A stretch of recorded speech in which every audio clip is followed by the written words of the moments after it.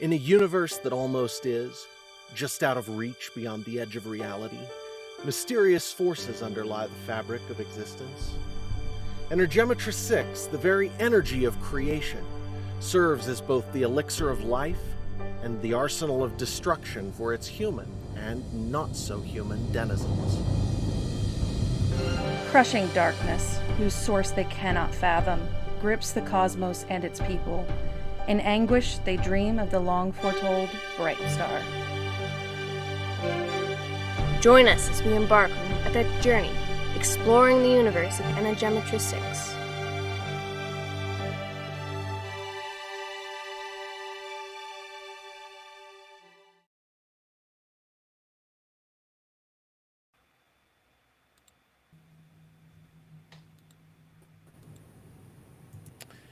And welcome. This is the Energematrice6 podcast. We are on episode 31, and we are actually not going to be live next week, which is unusual for us. We will try to release an episode as usual, but I'm going to be traveling, and so things aren't going to work out for us to do a live show, but we're hoping to release episode 32 on time.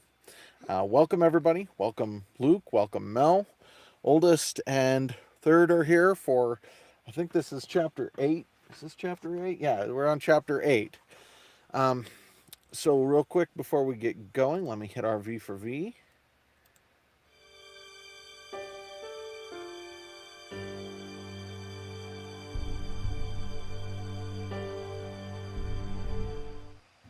The Energematrice6 podcast operates on a value for value model. That means that we hope if we provide some value to you in your life, that you'll return that to us in whatever way you can manage. If you're interested, head over to e6universe.com and sign up for our email list to get our free ebooks and hopefully buy a physical book or some merch while you're there.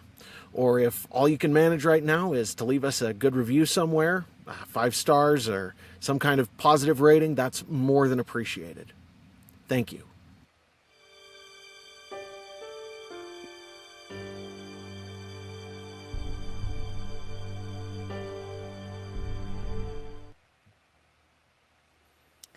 All right, and with that, we are into the Veil of Mysteries, Chapter 8. You want to read it for me, Luke, the quote? Sure. His arrival will break the deception of old, laying bare to the void the roots of the...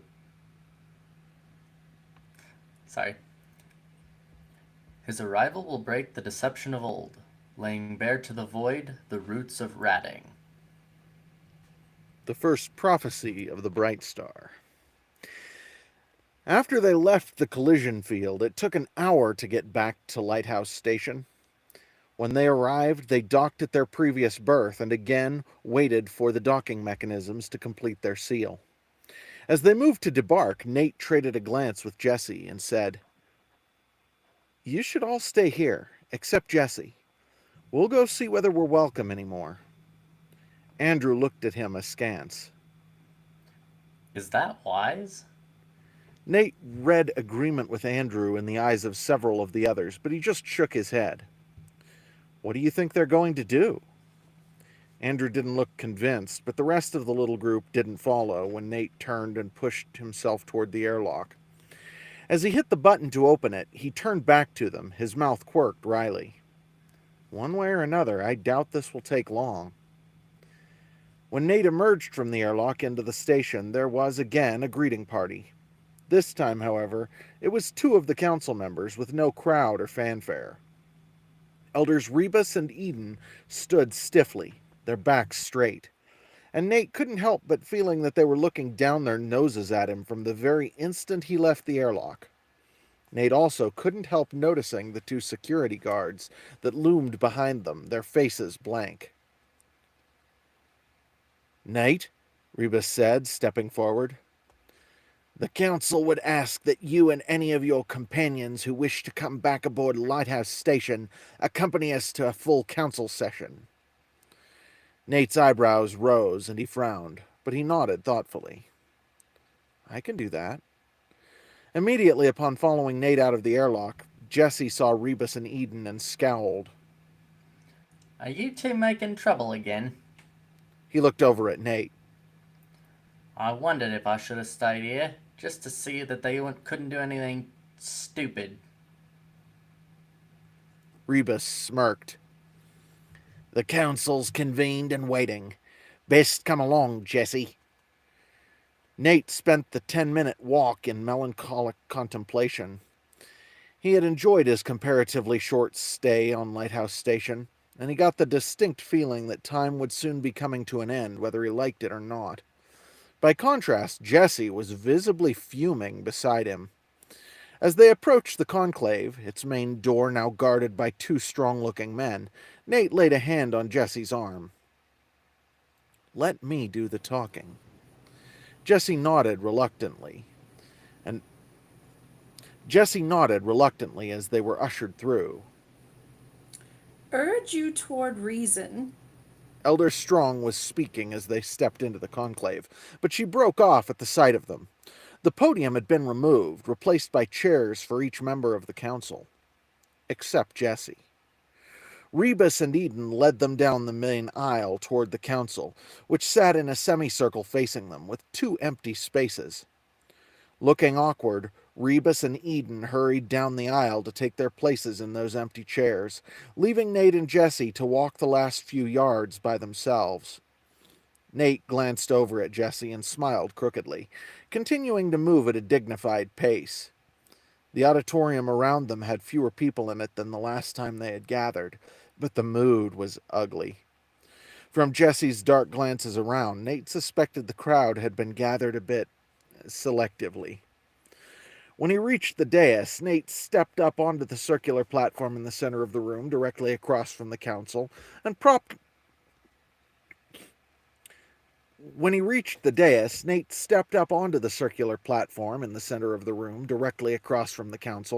promptly sat down cross-legged, facing them. Most looked a bit shocked as he did, evidently having expected him to remain standing like a criminal come for justice.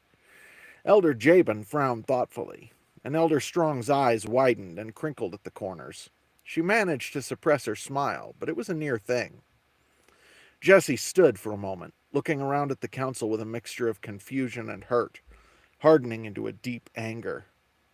As Jesse took a position beside Nate, also cross-legged, Jabin spoke. Nate, we find that there is some question regarding your status, and we wish to make a formal inquiry. Rebus broke in. How rapidly do you age, boy? Jabin gave Rebus an annoyed look, and continued as smoothly as he could. There are allegations that you're... He paused uncomfortably. And odd. Jabin's discomfort intensified, but he soldiered on. There's also been suggestion that you're not, as claimed, the Bright Star. He trailed off, frowning at Nate. Nate nodded slowly, then shrugged. He looked Jabin in the eye. I am who I am. You can call me whatever name you choose. It was the Keeper, your own leader, who gave me this. He held up the sigil of mysteries, which glowed softly even in the bright light of the auditorium. Tell me, from where do you take the name Bright Star? Surprisingly, it was Eden who spoke in response. From the prophecies of the wild man, Seaver Radding. His eyes were fixed on Nate as he continued. Many know of the prophecies of Radding given at the Telestry. We take the name Bright Star from his most famous prophecy. Darkness before you and chaos behind you. In hubris and weakness, the Bright Star will blind you. Eden looked at Nate hard as he continued. What few know is that we too were given a sign when Radding pierced the veil upon his third rejection. The words have been preserved, passed down through the council and through my own family. They are not known widely, have never been spoken before a full session of the council even, but they have been kept as surety against the day of the Bright Star's appearance. Eden paused, likely reciting in his own head. When he spoke again, he was obviously quoting long-rehearsed and oft-repeated memory. Like a filing to the lodestone, the light of goodness draws him. His only home within the vale, an elder spring of truth and law. To the people he gives praise, and to the council respect and honor their due. As Eden finished, Rebus rose to his feet. He had obviously been waiting for the cue, because he pointed accusingly at Nate. Disrespect. Disrespect is all you've shown the council. Elder spring of truth, faugh. The drivel you spread among the people is as foul as you are, odd. Bright Star, you most certainly are not. Beside Nate, Jesse jumped to his feet. You would defy my father so openly? When he returns... Nate interrupted Jesse, without seeming to raise his voice, but still driving past his outburst. Nate interrupted Jesse without seeming to raise his voice, but still driving past his outburst. Peace, Jesse. Nate shook his head slowly, then looked each member of the council in the eye in turn before he spoke. What exactly were you expecting? Am I too young? Too strange? He paused in thought, then shook his head again. No prophet is accepted in his own country. The wild man was rejected by the Telestri, not once but 3 times for giving them more truth than he gave to anyone else in the galaxy. Likewise, I gave you the truth more plainly than I may anywhere else, and you reject it. There were mutters from the audience behind Nate, and the council's faces grew, if possible, even more stony than they had before. Jabin shook his head in rejection. You defied the council directly, Nate, Bright Star, and your history lesson left more unrest among the people of Sanctuary than we've had in my entire lifetime. Nate rose to his feet. Though he was still shorter than any of them, seated as they were in their tall council chairs, Nate might have towered over them. Long after this universe is lost to memory, an unwelcome truth will still be the most potent insult it's possible for one person to offer another.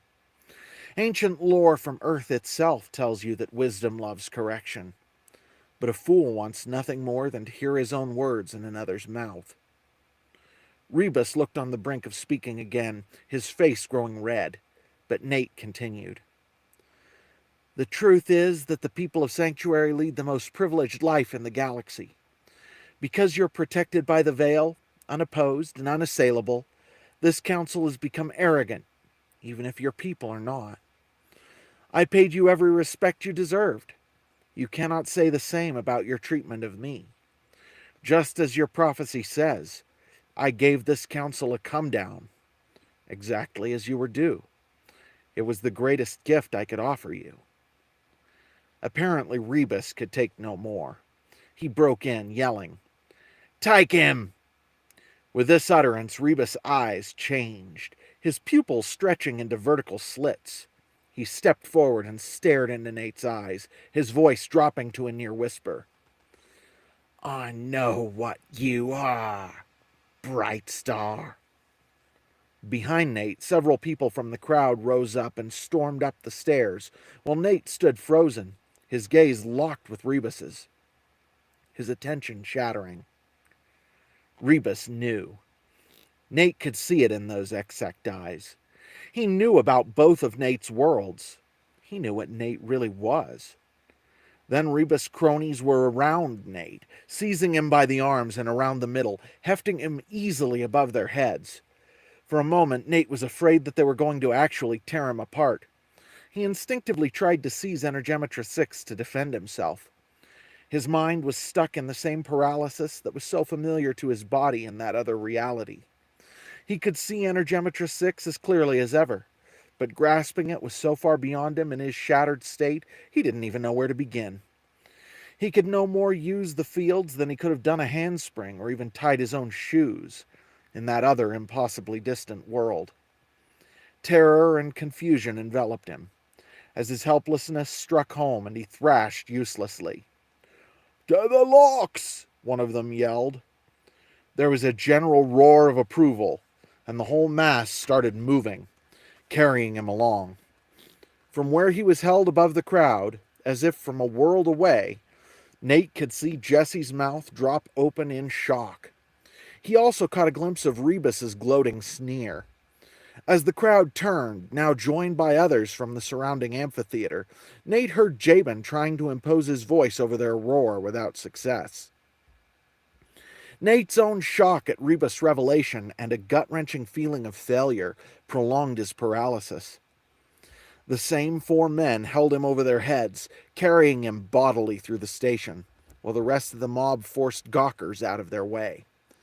More than once, as the eternity of the next minute or two wore on, and a sense of unreality overcame his paralysis, Nate tried to use Energematrice6 again, hoping to simply incapacitate the mob that carried him down the corridor. They were none too gentle, and the only thing he was certain of was that they were up to no good. If they were on their way to the airlock, as their words had suggested, that most likely meant another trip through the vacuum without gear. Over the time it took for the mob to reach the nearest airlock, on the opposite side of the station's hub where Adamant was from, Over the time it took for the mob to reach the nearest airlock, on the opposite side of the station's hub from where Adamant was birthed, Nate struggled savagely against the wall that kept him from grasping the fields. Even as his shock wore off, something else stopped him. At first, he thought it was the same paralysis that had gripped him when Rebus had caught his eyes, and the same sense of horror and failure reached up to strangle him. Slowly, he realized it wasn't. He could see Energematrice6. He had opened his senses to it, but something was stopping him from using it against these people. The realization of what that wall was came to him in a flash as they rounded the last corner, and he saw the airlock ahead of them. It was the great schemic itself. With that realization, Nate's focus came clear, and his grasp of Energematrice6 was instantaneous. His original instinct, to stop the mob that held him, was still impossible for him for reasons he couldn't quite understand. But he prepared himself for what he knew must be coming. When they reached the airlock, one of their number had run ahead to cycle it open, and they shoved him unceremoniously inside. Well, Nate thought, a little spacewalk isn't going to hurt me, whatever they might want. As the door was closing, he shaped the fields and, with his hand on the outside door, created a bubble around himself as quickly as he could, starting at his head and rapidly inflating to hold the rest of his body. This time he didn't have to create his own air, only envelop the air already around him to hold it as the airlock depressurized. This time he didn't have to create his own air, only envelope the air already around him to hold it as the airlock depressurized. He had barely finished when, a few seconds later, the door between him and the vacuum simply opened. Someone must have hit an emergency evacuation button, because the airlock hadn't cycled. The air was still inside the chamber, until suddenly it wasn't. The explosive decompression ripped Nate out of the airlock and tossed him into space, his bubble intact. The worst part was the tumble his ejection put on him. He was both spinning and slowly somersaulting head over heels, and he had to close his eyes as they disagreed violently with his inner ear about what to do with his last meal. It took a few precious seconds for him to recover his equilibrium and start using small body movements to counteract his tumble. Nate couldn't help the disorientation he had to fight, and it was a tremendous effort to maintain his little bubble of air. Still, being unprotected in the vacuum couldn't completely distract him from the raw majesty of the rainbow dust cloud, which seemed to hang just out of reach all around him. Nate's involuntary gasp of wonder was shockingly loud within his tiny bubble. Then his eyes caught a flash of fire from across the station, where Adamant was berthed. The entire station lurched, and Adamant shot away, wreckage from the station's docking clamps and umbilical tumbling in its wake. Nate chuckled darkly. Obviously, Andrew had heard what happened. As he watched, Adamant turned gracefully and came straight back toward the station. Then, after what must have been a hurried discussion among its pilots, straight toward him. As it approached, it occurred to Nate to wonder whether they could actually see him. He didn't want to wind up splattered across the front of the vessel. After thinking for a moment, Nate raised his hand and let loose a pulse of Energematrice6, focused in a bright blue-white flash. Over the next few seconds, he repeated the flash several times, until it became obvious that Adamant was slowing to a stop in front of him. Another moment's thought led to a carefully crafted blast of air as a makeshift directional jet, adjusting Nate's trajectory toward Adamant's airlock. Then several more strategic blasts as he approached. Once he was at the airlock and able to grab a handhold, it took what felt like no time at all to pull himself inside and repressurize the lock. As he sagged inside the airlock, Nate's gorge rose again. He felt sicker than he'd have thought possible, considering that he hadn't actually been exposed to vacuum. As the air pressure rose around him, Nate finally released the bubble he'd been holding around himself with a gasp of relief. Containing a breathable bubble of air in a vacuum required tremendous energy, even without creating the air himself. When the inner airlock opened, he found John, Rachel, Shannon, Shauna, Laura, Kevin, and Ty all crowded around the hatch, their expressions ranging from enraged to anxious. As they caught sight of him, their expressions all relaxed. Nate grinned weakly, then pulled himself through the inner airlock and felt his body spasm. His neck and shoulder were afire again, too. When had that happened? If there had been gravity, Nate would have fallen. He gasped and doubled over, and his body made another attempt to empty the contents of his stomach. Nate somehow managed not to crash into anyone, but he felt hands on his back and shoulders, and he heard John exclaim, "He's hurt. That's entropic shock." Then a wash of power flowed through him, and the sickness and disorientation retreated. After a long, nauseous moment, he looked up into faces that were even more concerned than before, and shrugged. "How'd you know they were throwing me out?" Kevin sneered and waved his UPT in the direction of the station. "Those old buggers were bound to do something stupid like that. Jesse's on the comm. We should let him know we've got you here safe." He turned to stare at the airlock, facing back toward the station, his shoulders hunched, a confused mix of emotions playing across his face. Nate nodded faintly and reached out to push off the wall as they all headed for the bridge. By the time he got there, he was feeling almost normal, besides a bit of lingering nausea. Facing him on the window as he entered the bridge was a semi-transparent projection of Jesse. Upon seeing Nate, Jesse's eyes widened. Nate, you're okay? Nate smiled mirthlessly. "Seems like it." Well, I'm glad you're okay. It looked like they spaced you. Jesse shook his head in obvious disgust. "They did," Nate said, his smile going crooked, still without humor. Jesse's forehead wrinkled and he grinned. Well, that's something. Then he frowned. I should be out there with you. He glanced around himself at whatever was outside the video pickup, his face stony. There's certainly nothing left for me here. Nate's smile turned into a grin, and he raised his eyebrows. "Come on out, then." Jesse snorted then. Seeing that Nate was serious, he blinked uncertainly. Oh, let me do that again. Jesse snorted. Then, seeing that Nate was serious, he blinked uncertainly. How did you... Nate nodded. Make a bubble around yourself while you're still in the airlock. Might be hard to hold your focus, but the amulet will give you plenty of power. Jesse hesitated and Nate grimaced. "We can't afford to hang out here long, and there's no way they'll dock us up again. Make your choice, Jesse Galton." Jesse returned his nod. I'm on my way. He turned and the screen went black. Nate motioned to Andrew at the controls. "We need to get down there. Everybody strap in or at least grab onto something. Andrew, get us as close as you can without actually bumping them." They did have to strap in before Andrew maneuvered, but once they were secure, Nate went down to the airlock to receive Jesse. Sitting there in front of the closed lock, he opened his senses to the fields and focused. It hurt a little, probably from the entropic shock, but he managed, and when he tried, he could actually look through the airlock door. It was almost a full minute before he saw the airlock across from them open up, and he hissed. Jesse's bubble wasn't strong enough, and molecules of air were rushing through it like a strainer, each one clear to Nate's enhanced senses. As Nate watched, it flexed and started to distort.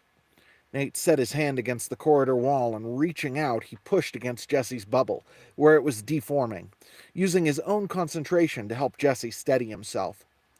There was a moment when nothing changed, but then Jesse's bubble stabilized and tightened, and Nate felt him push off toward Adamant's airlock. A few seconds later, the airlock began to cycle. Jesse was gasping, as Nate had been when the airlock opened, but Nate thought it was more from terror than entropic shock. Over the next few seconds, Jesse's breathing went back to normal, and everyone, Ty, Shannon, and Kevin, had come down to...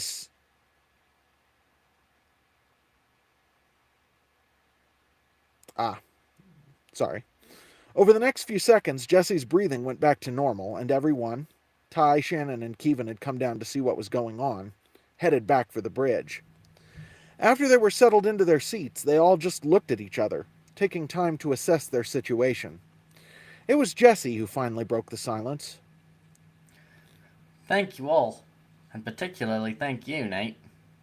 He looked uncomfortable. I should have been able to handle that bubble. It was within my power. I guess I could use some practice. Nate nodded with a genuine smile. You're welcome. Andrew stretched in his chair and leaned over to look at Nate. The question is, what now? Rachel was staring at Lighthouse Station, tightly controlled rage behind her eyes. I just want to poke holes in that tin can. If only there weren't innocent people over there. John grunted and laid a hand on her arm. But there are, Rach. Rachel nodded sharply, and the two shared a look. Nate glanced through the window at the space station and sighed. It's a good question. We probably shouldn't hang around here, though. I'd rather not wait for Rebus to come up with another stupid idea. For the first time, a sharp prickle of anger hit Nate, but he shook his head, pushing it away. Jesse smiled darkly. Rebus is in trouble. He didn't have the council's approval for what he did, even without me there to keep an eye on him. Nate snorted. Not surprising. Maybe the others will have the backbone to hold him accountable. I still don't have any particular interest in hanging around. Anybody else? Nate raised an eyebrow and looked around the bridge to see universal headshakes from everyone. Ty grinned. So what's next? Stand up. There you go. So what's next? Are you going after the Dominion? Nate snorted again, but he didn't answer directly. Instead, he turned to Andrew. How are we for supplies? There are 10 of us now. Andrew shook his head. Air and water are fine, but we'll need food. We should have enough salvage left to trade for whatever we need, if we can find a place that will accept it. He looked around to see if the others had anything to contribute. After a moment, Jesse said, We have to get out of the vial first. Nate looked thoughtful, then his mouth quirked ironically. I think I can fix that problem. He got out of his chair and left the bridge. A short while later, he returned, carrying the crystal globe from his room. Several sets of eyes widened, and Jesse sucked in a sharp breath. You can't. I mean, please, take some time to think about this. Nate sent Jesse a hard stare, as the prickle of anger returned even stronger. Oh, I have, Jesse. Then he forced himself to let the anger go, and sighed. Do you really think the protection Sanctuary has been under is beneficial without the Keeper to shepherd people in and out of the Veil? Jesse blinked, opening his mouth to reply, then closed it again. Nate shook his head. There will never be a good time for this, but your people have been isolated for too long. Even if your father were still here, this state of affairs can't go on forever. We can't really protect people from the universe. We can only... We can't really protect people from the universe. We can only prepare them to face it. And I saw how many Energematrice you have aboard Lighthouse. Do you really think they can't defend themselves against pirates? Jesse sighed and shook his head. They're really not gonna like it. His mouth twisted wryly. You might be right, though. Maybe it's time for Sanctuary to rejoin the rest of the universe. And the Telestry, too. Ty laughed darkly at that, but Nate ignored him, grasping Energematrice6 and feeling for the channels inside the globe. Then he nudged them into reverse. For a few heartbeats, nothing happened, but soon the globe began to glow and pulse brilliantly in the visible spectrum. Nate opened his senses to the fields and gasped. The crystal looked like a hole in space, sucking in a tremendous amount of Energematrice6 from all around them, and the flow was actually increasing. It was more Energematrice6 than any of them could handle, even with the amulets, flowing into the globe every second. They all stared at the artifact, marveling at it, before Jesse spoke. Now we really need to leave. Lighthouse Station is armed. If they figure out what you're doing, they may fire on... Let me redo that. Now we really need to leave. Lighthouse Station is armed. If they figure out what you're doing, they may fire on us. Nate nodded and looked to Andrew. Let's get clear of Sanctuary. Head for the dust cloud. I have no idea how long this is going to take, but you can bet it won't be fast. And that concludes chapter 9, And that concludes chapter 8 of The Veil of Mysteries. I appreciate everybody being here. We will catch you all in a couple of weeks, and be sure to tune in next week as well. We will have chapter 9 available then, God willing. Thank you, Mel. Thank you, Luke, oldest and third. Appreciate it, everybody. Thank you all to all of our listeners, and hope you have a great week.